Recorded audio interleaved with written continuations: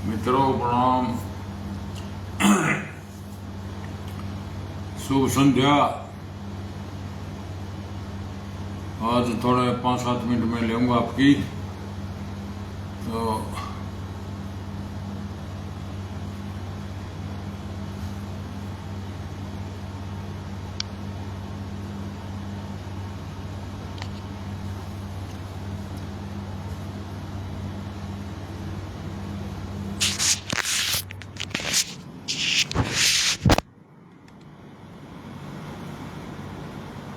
मदन खन्ना जी नमस्कार।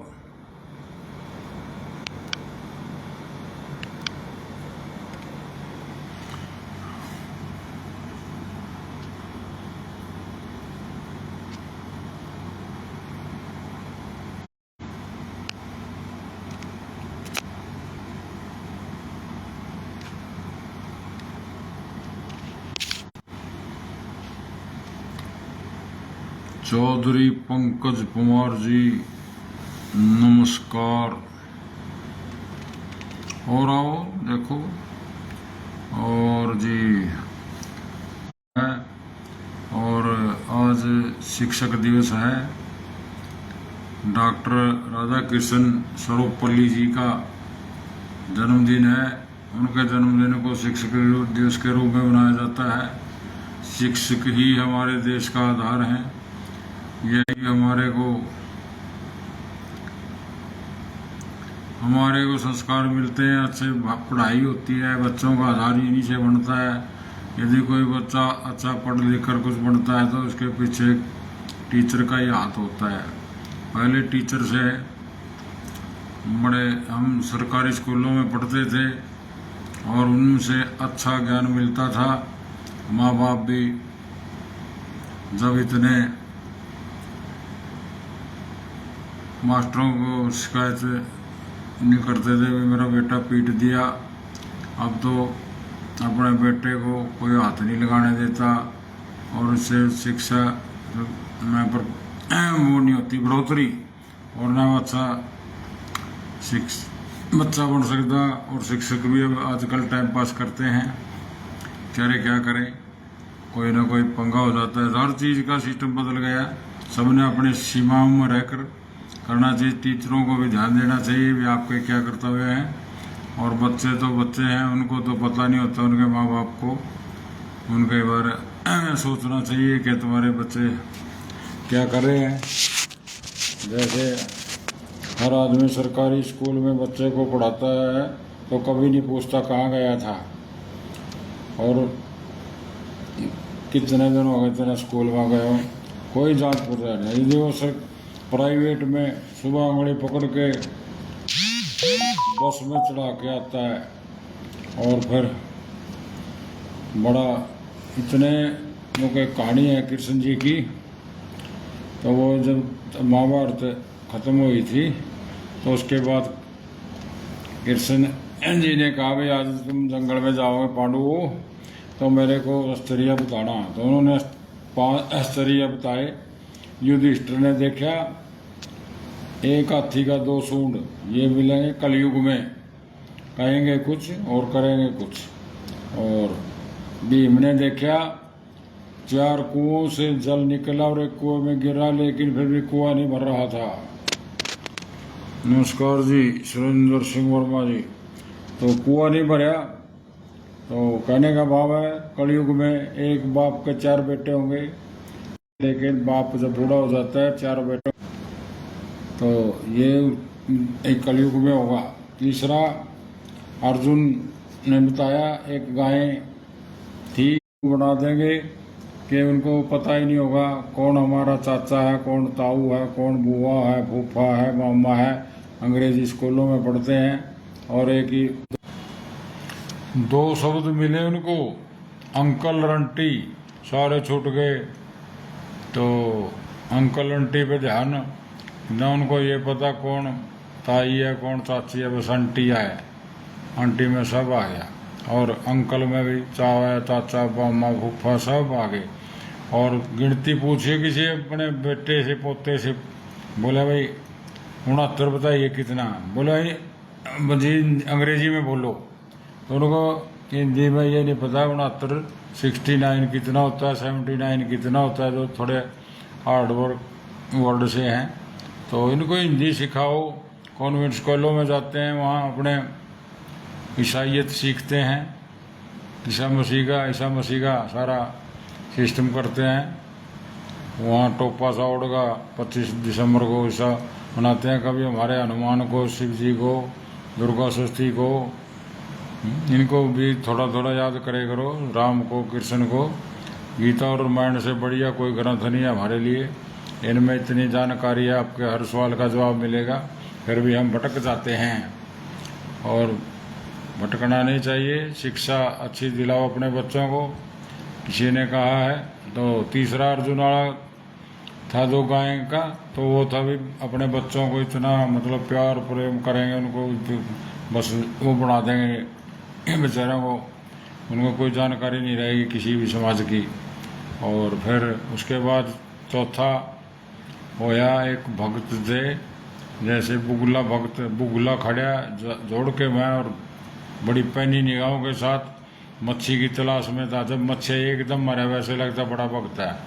तो आजकल ऐसे ज्ञानी हो रहे हैं, तो रेडी पे जाएंगे, बोले भाई 2 अंडे की आम में लेट बुला दे हैं, लहसुन प्याज पाइए ना, कि मैं थोड़ा ज्ञानी भी हूँ।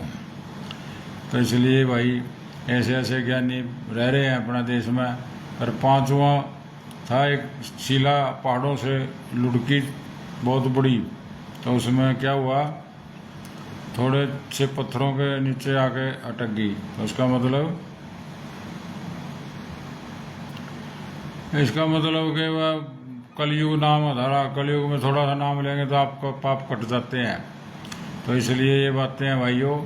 तो शिक्षक दिवस पे आज मेरा यही कहना है, अपने बच्चों को अच्छे संस्कार दो। तो किसी ने कहा है आप किसी को दान दो तो 1 दिन कट जाएगा, 2 महीने कट जाएंगे, 4 महीने कट जाएंगे। और यदि आपने किसी को शिक्षा दिला दी, उसका पूरा जीवन कट जाएगा।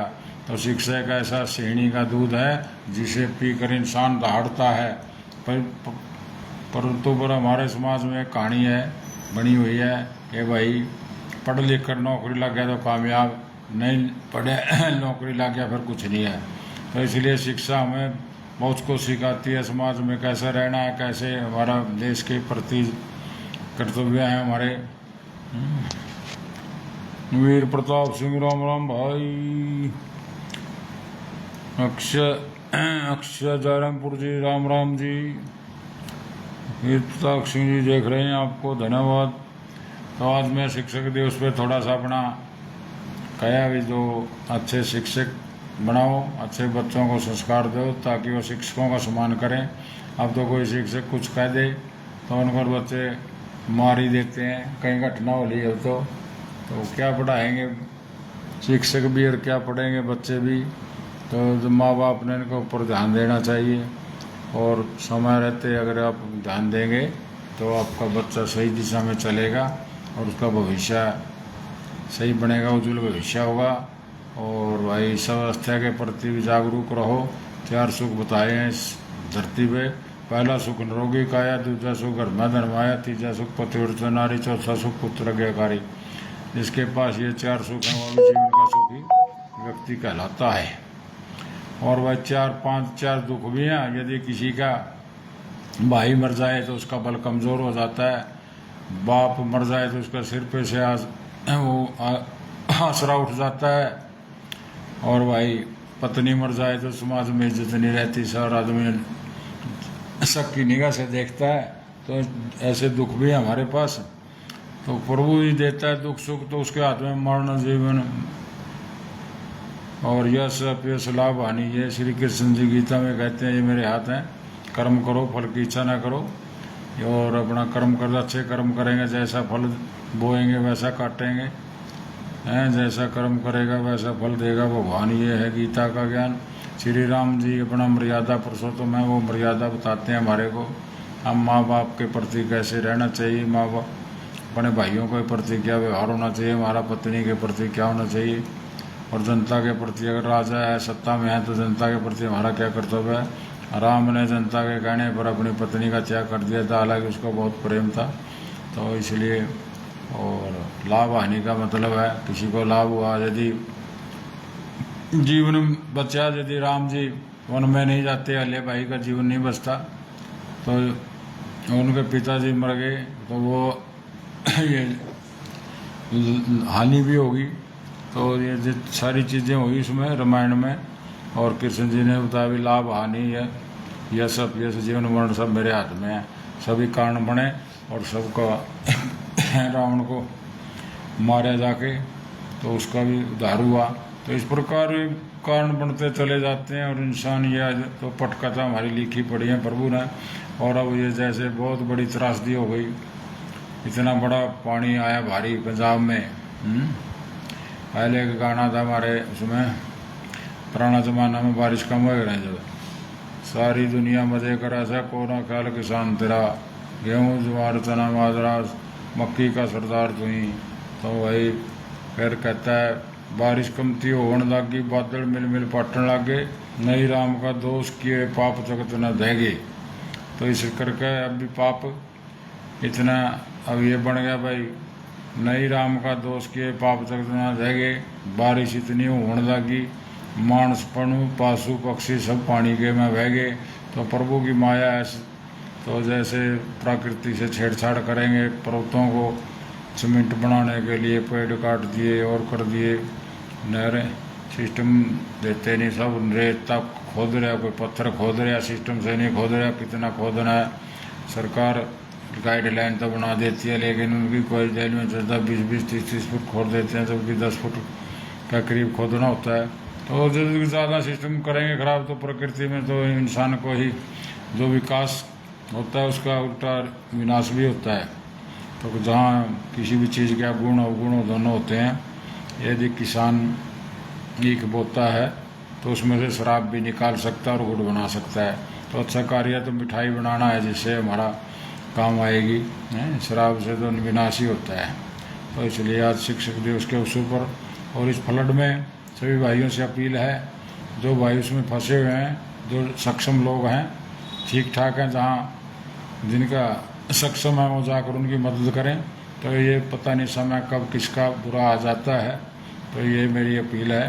तो आज शिक्षक दिवस पर और फ्लड को इंसानियत का परिचय दें, तो इंसान की दवा होता है। तो बातें तो बहुत हैं मेरे पास, लेकिन आज ये छोटी सी मैंने बात सुनाई है। सभी को राम राम, सभी स्वस्थ रहो, मस्त रहो, खुश रहो। आपका भाई युधिष्ठिर था, और अच्छी लगे तो लाइक शेयर और कमेंट कर देना भाइयों। दास कौन जी, राम राम हैं। वकील सिंह जी वाचिंग देख रहे हैं, आपका भी धन्यवाद।